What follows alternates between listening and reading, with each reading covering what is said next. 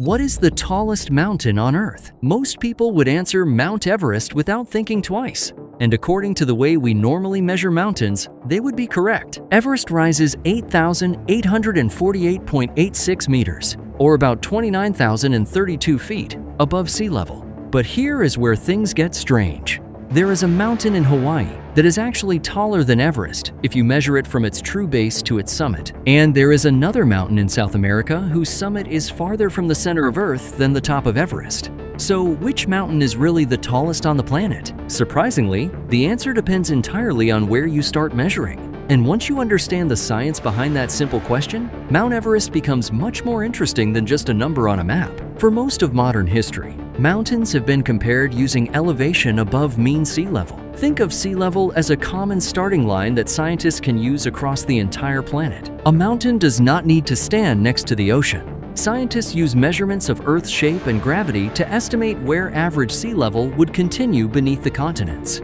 From that common reference surface, they calculate elevation. Using this standard, Mount Everest is the highest mountain on Earth. Its officially recognized height is 8,848.86 meters above mean sea level. That is why textbooks, maps, record books, and geography classes call Everest the world's highest mountain. But that raises an obvious question. Why do we use sea level at all? Because mountains begin from very different places. Some rise from deep ocean floors, some stand on high plateaus, others begin near valleys that are already thousands of feet above sea level. If we chose a different starting point for every mountain, comparing them would become extremely confusing. So sea level gives us one common reference. But the moment we stop using that reference, Everest can lose its #1 position. Travel thousands of miles across the Pacific Ocean to Hawaii, and you will find Mauna Kea. Above sea level, Mauna Kea rises about 4,200 meters, or roughly 13,800 feet. Compared with Everest, that does not sound especially impressive, but most of Mauna Kea is hidden underwater. The Hawaiian Islands are actually the exposed tops of enormous volcanic mountains that rise from the Pacific seafloor. If you measure Mauna Kea from its base on the ocean floor all the way to its summit, its total vertical height is roughly 9.7 kilometers, or around 32,000 feet. That makes it about 1 kilometer taller than Everest, when both mountains are measured from base to summit. So if someone asks, what is the tallest mountain from its natural base to its top? Mauna Kea has a very strong claim. And there is an important reason Mauna Kea looks so different from Everest. Everest formed through the collision of continents. Mauna Kea is a giant shield volcano. Over a very long period of time, repeated volcanic eruptions built layer after layer of lava on the ocean floor. The mountain kept growing upward until eventually its summit rose above the Pacific Ocean. Today, we see only the upper part. The rest of this enormous mountain remains hidden beneath the water. But even Mauna Kea does not completely settle the argument, because there is a third way to define highest. Instead of measuring from sea level or from the bottom of a mountain, what if we measure from the exact center of Earth? If we do that, the winner is neither Everest nor Mauna Kea. It is Chimborazo, a volcano in Ecuador. Chimborazo stands about 6,263 meters above sea level, meaning Everest is more than 2.5 kilometers higher by normal elevation. So how can Chimborazo possibly be farther from Earth's center? The answer is the shape of our planet. When you see Earth in photographs, it appears to be a nearly perfect ball.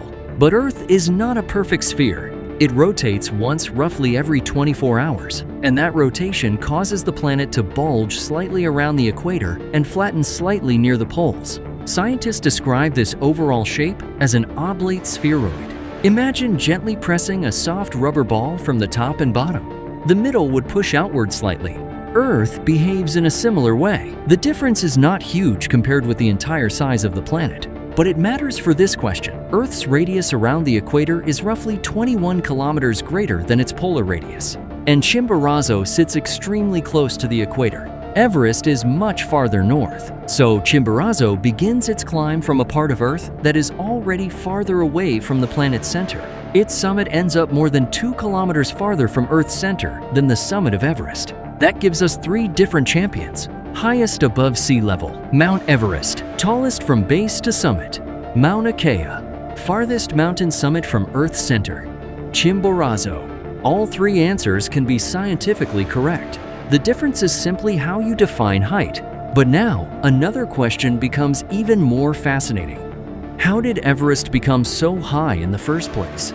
To understand that, we have to travel tens of millions of years into the past. The land that today contains India was once much farther south. It sat on a tectonic plate moving northward toward Asia. Tectonic plates are enormous sections of Earth's outer shell. They move incredibly slowly, often only a few centimeters each year. That sounds almost meaningless, but give that movement tens of millions of years, and entire oceans can disappear, continents can collide, and enormous mountain ranges can rise. Roughly 40 to 50 million years ago, the Indian landmass collided with Eurasia. This was not like two cars crashing. Continental plates move slowly, but they are unimaginably massive. And because continental crust is relatively buoyant, neither side simply disappeared deep beneath the other. Instead, the crust was squeezed. Rock layers folded. Sections of Earth's crust were pushed upward. And over millions of years, that enormous collision created the Himalayas. Mount Everest is one part of this gigantic geological collision zone. And the process is not completely finished. India and Eurasia are still pushing against each other today. The Himalayas remain tectonically active, which is also one reason the region experiences powerful earthquakes. So Everest is not simply an ancient mountain frozen in time. The landscape continues to change. Tectonic forces push rock upward, while erosion works in the opposite direction. Wind attacks exposed rock. Snow and ice break material apart.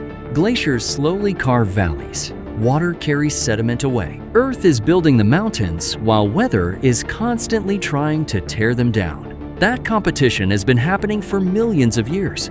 It also helps explain why measuring Everest precisely is much harder than simply placing a giant ruler beside it. For generations, surveyors used geometry. They measured angles from known locations and used triangulation to calculate the height of distant peaks. This was an incredible challenge because atmospheric pressure, temperature, Earth's curvature, gravity, snow depth, and the exact location of the mountain all affected the calculation. Today, scientists have much better tools. GPS receivers can determine extremely precise positions. Satellites help scientists study Earth's surface. Gravity measurements help define the reference surface used for elevations.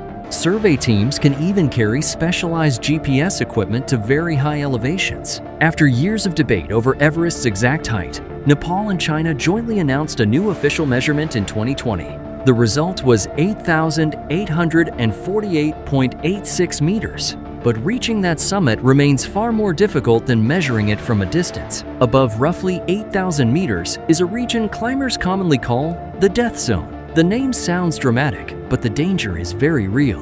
One important detail is often misunderstood. The percentage of oxygen in the atmosphere does not suddenly become dramatically lower. Air still contains roughly the same proportion of oxygen. The real problem is atmospheric pressure. As altitude increases, air pressure drops. That means every breath contains fewer oxygen molecules. Near the summit of Everest, the amount of oxygen available to the human body is only a fraction of what it receives at sea level. The effects can become severe. Simple movement becomes exhausting. Decision-making can become slower. Climbers can become confused. The body struggles to recover. Sleep becomes difficult.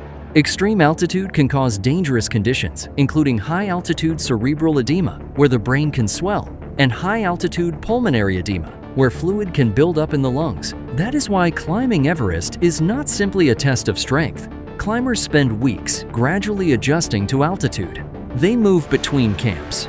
They wait for safe weather. Many use supplemental oxygen. And even with modern equipment, Everest remains dangerous. Avalanches can strike without warning.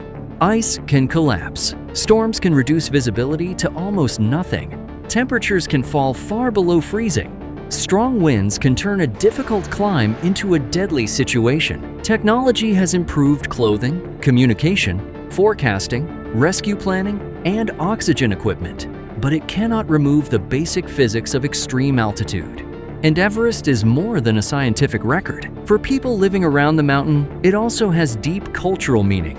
In Nepal, Everest is known as Sagarmatha. In Tibetan tradition, it is known as Chomolungma. Long before people around the world called it Mount Everest, communities of the Himalayas already knew this enormous mountain through their own languages, traditions, and beliefs. The English name came from British surveying history and honors Sir George Everest, a former Surveyor General of India. So after everything we have explored, what is the tallest mountain on Earth? The answer is surprisingly simple. Ask a more specific question. If you mean highest above mean sea level, Mount Everest wins at 8,848.86 meters. If you mean the greatest height from a mountain's base on the seafloor to its summit, Mauna Kea rises roughly 9.7 kilometers. And if you mean the mountain summit farthest from the center of Earth, Chimborazo wins because it sits close to Earth's equatorial bulge. Everest did not become smaller. Mauna Kea did not suddenly become higher, and Chimborazo did not move. Only the starting point changed. Science is not just about memorizing one number and calling it the answer. It is about defining exactly what we are measuring.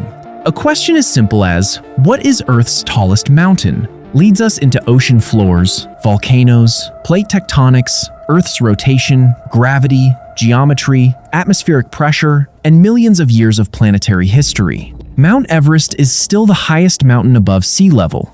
Sometimes the answer does not change because the facts changed. It changes because we changed where we started measuring.